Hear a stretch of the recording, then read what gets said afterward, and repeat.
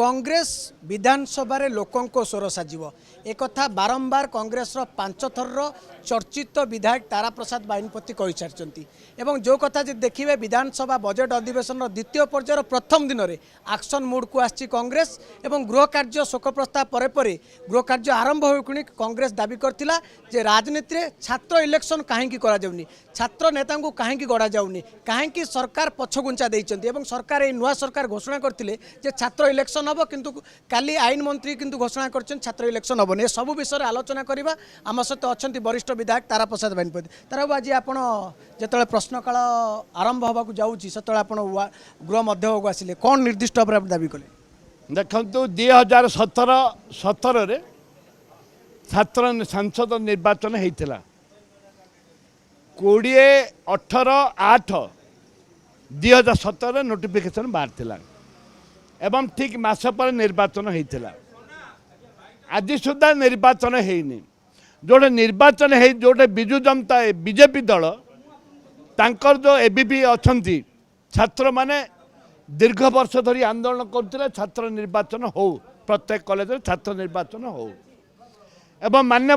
higher education मंत्री श्रद्धेय भी सी भी डिक्लेयर कले निर्वाचन हम एवं जो निर्वाचन हवापाई निष्पत्ति नि जाइथिला लॉ मिनिस्टर कहले ना अब वर्ष समय ना निर्वाचन हेनी किंतु 2017 घोषणा होता बर्तमान 2 दिन डेरी है बर्तमान चाहले भी बीजेपी जो सरकार आसी जो प्रतिश्रुति देइथिला एबीपी भी जो आंदोलन करुले से आंदोलन रक्षा करंतु से माने जो कथा देखिए जे सरकार जिते आसे सरकार को आसिया पूर्व अनेक कथा कही एक कथा कहते आम आसिले छात्र निर्वाचन करूँ किंतु काली देखागला जे विभागीय मंत्री सूर्यवंशी सी घोषणा कले आउ जड़े मंत्री जी विभाग ना आईन मंत्री राजस्व मंत्री सी घोषणा करमी कौन चलती है सरकार तो किए का मुंडे अठा मारिबा किए का मुंडे अठा मारिबा आमको तमें अठा मारामारी हो बीजेपी नेता माने मंत्री माने कि आमको दरकार निर्वाचन आमको दरकार निर्वाचन विजु जनता दल थिला समय आम आंदोलन करिचु सरकार थिला बेले जे छात्र निर्वाचन करा जाऊ आज भी आम आंदोलन करूँ छात्र निर्वाचन करा जाऊ पुनर्बार मु आपण मान को निवेदन करी जे आपण माने दया करी मंत्री माने आपण मुख्यमंत्री निवेदन करी हे बंधु तमें निष्पत्ति नियो आज विधानसभा कह जे छात्र निर्वाचन आसंता दिन हम ए वर्ष छात्र निर्वाचन हवा आवश्यकता रही छात्र नेता को जो गढ़ा जाऊनी कौन राजनीति आप वरिष्ठ छात्र नेता बाहर ताले एमान नेता हो पारे एमान नेता हो पारे छात्र मान नेता बाहर झील मैंने जदि नेत्री बाहर ताले एमान नेता नेत्री हो पारे से छात्र नेता क्रिएट करूना तत्कालीन सरकार तत्कालीन छात्र सरकार छात्र नेता करते आज आमर जे अच्छा रेवेन्यू मिनिस्टर से से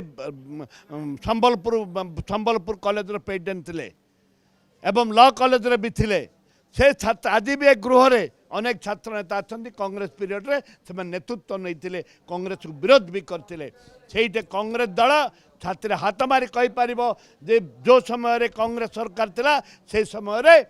छात्र नेता तैयारी करथुला आ गोटे कथा शेष कथा जे कांग्रेस विधानसभा केवल छात्र नेता प्रसंग उठेबो ना याकू पूरा जे पर्यंत निर्वाचन नहीं प्रत्येक कॉलेज रे आज आंदोलन हबो